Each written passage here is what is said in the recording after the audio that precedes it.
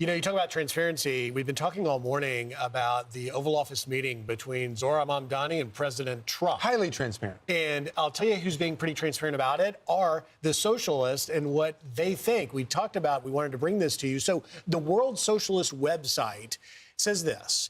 Zohran Mamdani's first acts as mayor-elect seek Trump meeting, keep NYPD Commissioner Tisch, and protect Hakeem Jeffries. Inside, it says less than 3 weeks after Democratic Socialists of America member Zohran Mamdani won the New York City mayoral election, garnering over 1 million votes, the mayor-elect is quickly revealing himself to be nothing more than a standard capitalist politician. In the last 72 hours, it has been revealed that Mamdani reached out to Trump for a meeting, publicly pleaded for and accepted as police commissioner, current police chief Jessica Tisch, and lobbied against a socialist challenge to New York Representative and House Minority Leader Hakeem Jeffries. And that, by the way, was written the day before the meeting. Imagine what they think now.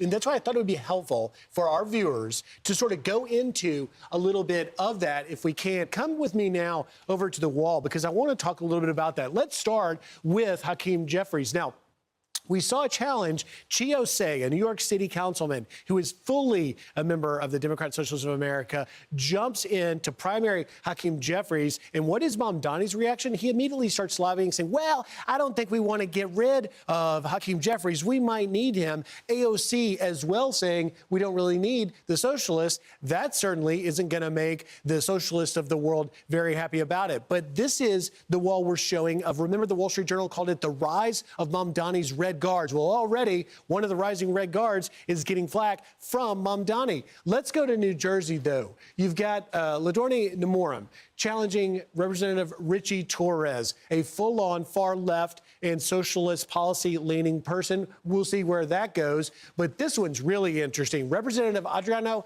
Espaillat, a long-serving member, getting a challenge from Avila Chevalier, who is a leading member of the Justice Democrats, who led the anti-Semitic protest here in New York. And we just had this past week, the Park East Synagogue being really aggressively protested, blocking entrances, shouting hateful things. Her group was part of that. We don't even know what Mamdani has said about whether he condemns that attack on the synagogue. In New Jersey, Mikey Sherrill, now the governor-elect, vacating that seat, and you have Analila Mejia, another far-left progressive with socialist tendencies playing out there. And out in California, it gets interesting, too. You've got Saikat Chakrabarty trying to take Nancy Pelosi in a primary, a far-left individual. Those are all congressional races, guys, by the way.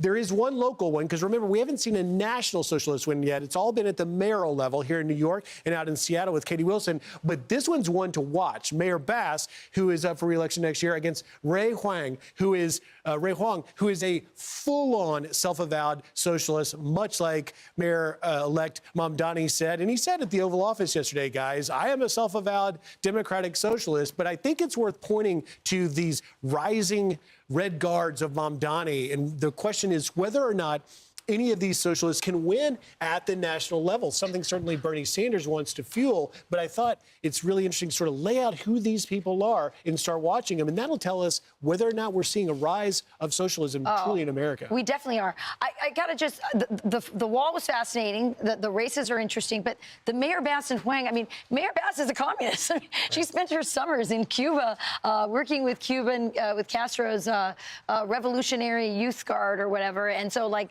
that's like a communist versus a full-blown socialist. I don't know. Good luck, LA. It's a commie fight. It's a commie fight. Yeah, that race is not getting much attention, and it's such a great point, Rachel, because, again, while she is a far-left Democrat and made a lot of mistakes, only look at the LA fires, you certainly are now seeing in Los Angeles, looking at what New York did, saying, hey, we can go farther left. Yeah, that's it. It is interesting that there was nobody on the right of Mayor Bass, who we know is far left, with all the mistakes she made, nobody from the right has risen. It's like, okay, the answer is as liberal, maybe even more liberal than her, more radical than her.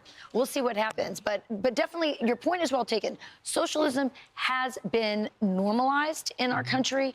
AOC, Mamdani, these are people who openly embrace the title. They're not ashamed of it.